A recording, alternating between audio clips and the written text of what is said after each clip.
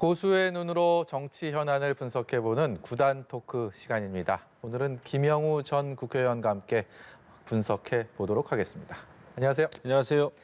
지방선거 사전투표가 시작됐습니다. 내일까지 이어지게 될 텐데 사전투표 하고 오셨다고요? 오전에 했습니다. 분위기가 좀 어떻습니까? 거기 계신 분들 얘기해 보니까 지난 대선 같은 시간대보다는 좀 한산하다 이런 말씀하셔요. 제가 갔을 때도 사람들이 별로 없더라고요. 근데 이제 투표용지는 굉장히 복잡하지 않습니까? 예. 저도 7장 받았거든요. 네. 잘 봐야 되겠더라고요. 그리고 용지도 투표용지도 제각기예요, 규격이.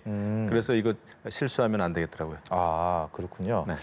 지방선거 미리 보기, 오늘 좀 이런 주제 하에서 김 의원과 좀 말씀을 나눠보고 싶은데 먼저 좀 인물을 좀 따져볼까 합니다. 관심 있는 인물들 누가 있을까? 여기 뭐 대권 주자들, 이전에 또 대권 예비 주자, 잠룡으로 꼽히는 후보들, 그리고 정권의 핵심 인물들도 있고 또 깜짝 부상한 다크호스들도 있을 텐데 어떤 인물들의 좀 눈길이 가던가요? 어떻게 봐야 됩니까? 아무래도 경기지사가 굉장히 중요하겠죠.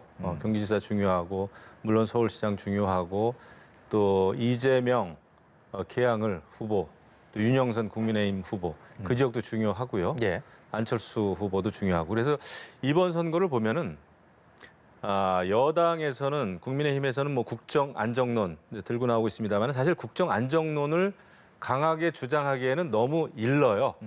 윤석열 정부가 출범한 지 이제 보름 됐거든요. 네네. 그래서 국정 안정론을 제기하기가 좀 이르고 그렇다고 또 야당이 국정 견제론을 이야기하는 것도 안 맞습니다. 안 먹혀요. 왜냐하면은 아직까지도 국민들이나 유권자들에는 이 뇌리에는 국회에서 다수 의석을 차지한 민주당이 검수완박이다 뭐다 해가지고 그 수로 막 밀어붙인 강한 민주당의 이미지가 있는데 그 민주당이 지금 견제론을 편다? 오히려 아직도 민주당은 견제 대상 아니야? 이런 생각을 하시는 분들이 많단 말이죠. 그래서 그런 그 기존의 여당과 야당의 전략은 맞지 않다. 이번에는 이제 인물이 상당히 중요한 게 아닌가 이런 생각도 들지만 역시 아직까지도 투표장에 나가는 많은 유권자들의 정서는 대선 때 그 분위기가 아직도 남아 있습니다. 거의 비슷한 것 같아요. 예. 대선 때 정권 교체를 원하는 분들은 또 나갔고 그다음에 뭐 또 이재명 후보 지지하는 분들 있었는데 그때 그 정서 그 마음으로 나가고 있다. 이것은 결과적으로 무엇을 의미하느냐? 결국은 대선 연장전이다. 이런 생각이 드는 거죠. 얼핏 생각을 해봐도 이재명, 안철수, 뭐 홍준표, 김동연, 양승조, 이광재 어찌됐든 간에 불과 몇 개월 전에 다 대선에 출마를 했다가 완주를 하든 그러지 않았든 대권 주자였던 인물들이 대거 광역단체장 그리고 보궐선거의 주인공이 되기 위해서 뛰고 있는데 이런 인물들 중에서 김영우 의원은 누구를 가장 손꼽아서 좀 관심 있게 보고 계세요? 저는 이재명 계양을 후보죠. 왜냐하면 지금 사실 민주당이 굉장히 지지율이 떨어지고 뭔가 이렇게 꼬이고 당내 갈등이 일어난 그 원인은 이재명 후보의 재등판입니다. 또 송영길 전 당대표의 재등판입니다. 그러다 보니까 이게 대선 연장전이 돼버렸어요. 원래는 철저하게 민주당이 대선 결과에 책임을 지고 개혁하고 성찰하고 뭐 이런 분위기로 갔으면은 민주당도 조금 괜찮았을 겁니다. 그런데 지금 전략 자체가 먹히지 않게 됐어요. 왜냐? 말씀하신 대로 대선과 관련됐던 또 대선에 책임이 있었던 중심 인물들이 민주당에서는 그대로 다 재등판을 했거든요. 예. 그러다 보니까 새로운 전략이 나올 수가 없고 국민들 많은 유권자들이 봤을 때는 민주당 변하지 않았네. 거기다가 또 박지원 비대위원장이 굉장히 586, 86세대 용태론을 제기했다가 또 정중히 사과하는 예. 모습을 보였단 말이죠. 용두삼이죠. 그러다 보니까 이것은 굉장히 민주당이 판단 미스다. 아마 6일 지방선거가 끝나면 결과야 뭐 이제 나와봐야 알겠습니다만은 민주당의 권력 세분화, 권력 분화가 이루어지겠구나. 더군다나 이것은 8월에 있을 이제 당대회가 있지 않습니까? 예. 그 당권을 잡기 위한 이제 권력 투쟁에 들어갔다. 저는 그렇게 보고 있고 또 이재명 계양을 후보도 이번에 당선이 되든 국회의원이 되든 안 되든 아마 당권에 다가가기 위해서 여러 가지 노력을 할 것이다. 그게 좀 보이는 것 같아요. 거물급 인물 중에 이재명 후보의 자연스럽게 눈길이 간다면 지금 상대를 하고 있는 윤영선 국민의힘 후보 같은 경우는 그야말로 기대하지 않았던 다크호스다라고 볼 수도 있겠네요. 그러니까 윤영선 후보가 거기서 정말 당선이 되면 정말 대박이고요. 그다음에 만에 하나 안 되더라도 굉장히 국민의힘 입장에서는 민주당의 어떤 반칙에 비해서 여기는 원칙으로 나간 거거든요. 지역 주민을 뽑은 것이고 지역에서 활동했던 그런 정치인을 뽑은 겁니다. 원칙적으로 나갔기 때문에 명분 면에서는 국민의힘은 잃을 것이 없다. 근데 오히려 민주당은 이재명 변수로 인해서 앞으로 세력 갈등이라든지 또 이재명 대 학생 운동권 출신들 86세대의 어떤 권력 갈등이라든지 그다음에 이것이 당권 투쟁 나아가서 또 새로운 또 대선 후보군들도 이제 나와야 되지 않겠습니까? 네. 민주당에서도. 그러면은 결국은 이재명 대 다른 후보들 간의 권력 투쟁으로 갈 것이다. 그래서 사실은 민주당 입장에서는 사실 이재명이라고 하는 너무나 큰 늪, 또 다른 수렁이 생긴 거죠. 예. 거기에서 벗어나지 않는 한 쉽지 않은데 이번에 그러니까 굉장히 송영길 전 대표가 개항을 벌이고 서울시장 출마한 거 그리고 또 개항을에 이재명 후보가 또 출마하게 된 거 이거는 굉장한 전략 미스라고 봅니다. 어찌 됐든 간에 새 정부 출범 직후라는 점, 그런 시기적인 부분, 그리고 정권 초반에 대통령의 지지율이 그래도 상승하고 있는 이런 상황들, 그리고 각 정당의 상황들을 종합해 보면 지금 집권 여당인 국민의힘이 이번 선거에 좀 유리한 고지에 있는 것만큼은 뭐 부인할 수 없는 사실인데 그래도 선거 결과는 끝까지 가서 개표가 끝나봐야지 알지 않겠습니까? 그런 부분으로 저희 좀 해석하면서 그럼요. 예. 앞으로 닷새 남았기 때문에 닷새 동안 무슨 일이 또 어떤 일이 벌어질지 모릅니다. 모르니까요. 예. 지역별로도 좀 관심 지역 보고 싶은데 수도권 그리고 또 비수도권 한 지역 정도씩 꼽는다면 어디를 들 수 있겠습니까? 저는 아무래도 수도권은 경기지사 선거예요. 지난번에 윤석열 후보 시절에 이재명 후보한테 진 지역이고 예. 이제 정권이 교체된 상황 아닙니까? 그리고 경기도 같은 경우에는 뭐 인구가 1,400만이나 되고 가장 많은 인구의 수도권입니다. 예. 그리고 여기에는 또 김은혜 최초의 어떤 여성 지사가 탄생할 수도 있고요. 예. 그리고 이제 김동연이라고 하는 또 민주당 후보 나왔기 때문에 여기에서의 결과에 따라서 윤석열 정부가 국정 운영에 탄력을 좀 받느냐 아니면 조금 흠집이 생기느냐. 그래서 굉장히 중요한 만약에 판가름이 민주당 되죠. 김동연 후보가 뭐 신승을 한다면 윤석열 정부의 타격이 될 수도 있는 겁니까? 조금은 있죠. 왜냐하면은 김은혜 후보는 윤석열 당선인직 그 비서실에서 대변인을 하다가 나오지 않았습니까? 네. 그렇기 때문에 아무래도 윤심이 굉장히 크게 작용한 그런 결과 이제 김은혜 후보가 나온 건데 예. 여기서 지면은 아무래도 수도권인데다가 더더군다나 지금 이제 국민의힘에서는 굉장히 총력을 기울이고 있단 말이죠. 김은혜 후보 당선을 위해서 이런 상황에서 지면은 여파가 있죠.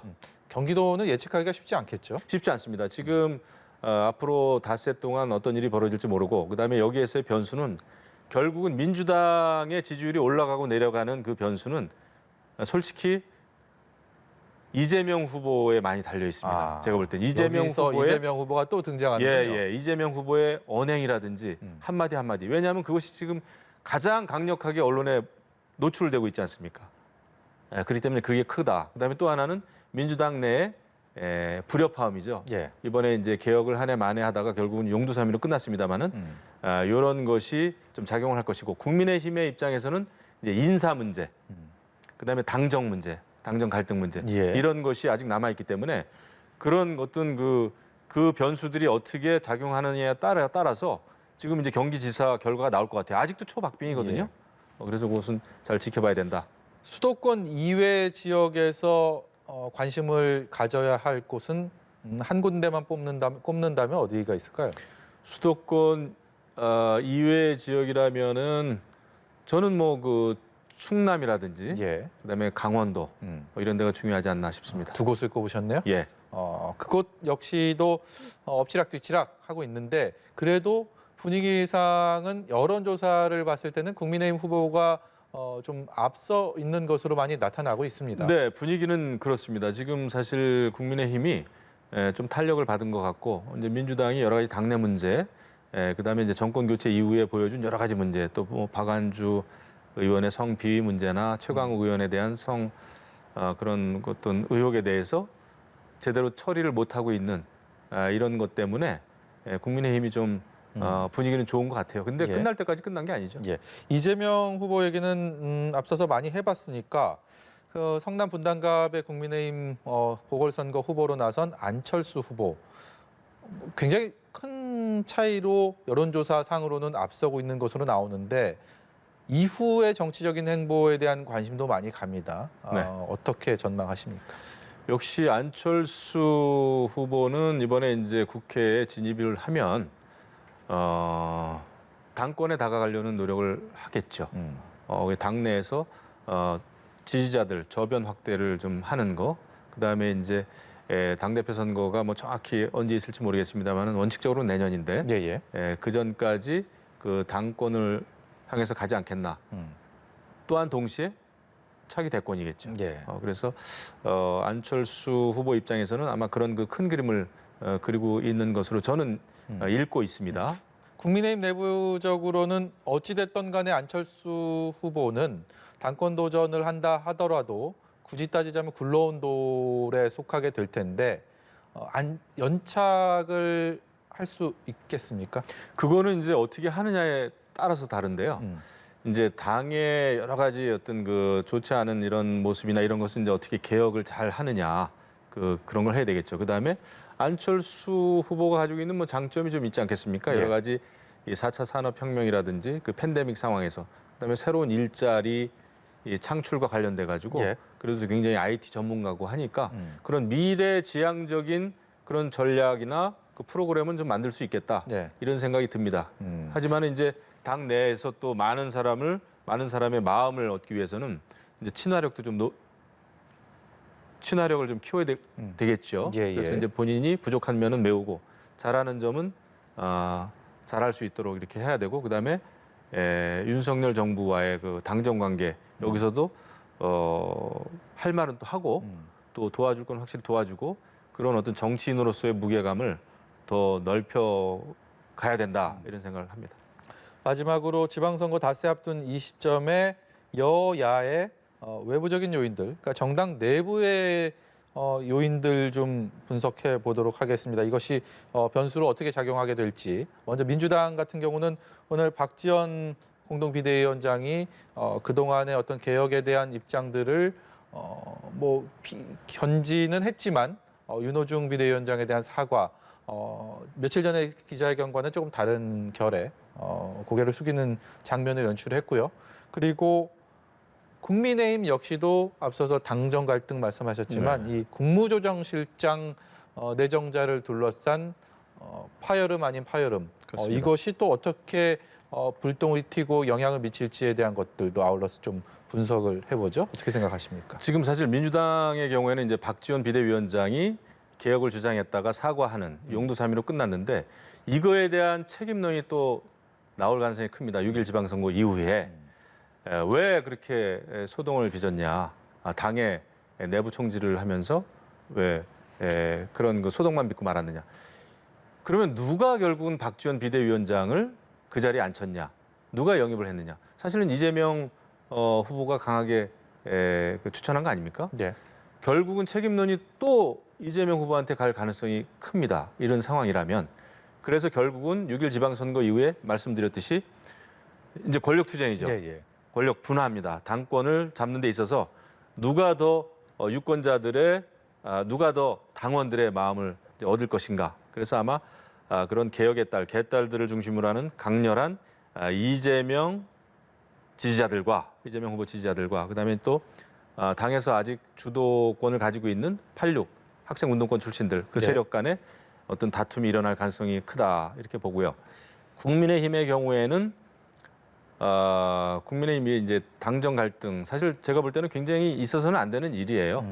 어떤 인사에 대해서 의견이 다른 그 이견이 있었다고 하면은 그것이 사실은 이렇게 이런 식으로 노출되면 안 된다. 사전에 조율이 됐어야 된다. 예. 저는 그래서 이번에 이제 권성동 원내대표의 충정은 이해하나 당정 간의 이런 그 정말 시작 단계에서 보여주는 이 엇박자는 굉장히 저는 불필요할 뿐만 아니라 있어서는 안 되는 일이다. 이것이 온통 누구에게 부담이 되겠습니까?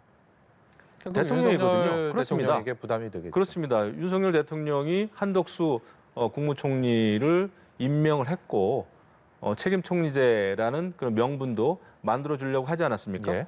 그런데 국무총리가 자신이 가깝게 두고 일할 국무조정실장을 마음대로 못한다 했을 때 이것은 굉장한 그 대통령에게 부담이죠. 그다음에 대통령은 정부는 윤 정부는 현명한 판단을 할 것이다라는 말을 권성동 원내대표가 했는데 글쎄요 대통령 입장에서는 난처하기도 하고 자존심도 좀 상했을 것 같은데요. 네. 그래서 당정 간에 이것은 당이 국회가 대통령 권한에 대해서 견제하는 건 좋지만 사실 이번의 경우에는 조금 불필요한 갈등이 이렇게 좀 나왔다. 예. 사전에 조율을 했어야 된다. 이런 생각을 좀 합니다. 알겠습니다. 오늘 구단 토크 여기까지 듣도록 하겠습니다. 지금까지 김영우 전 국회의원이었습니다. 고맙습니다. 감사합니다.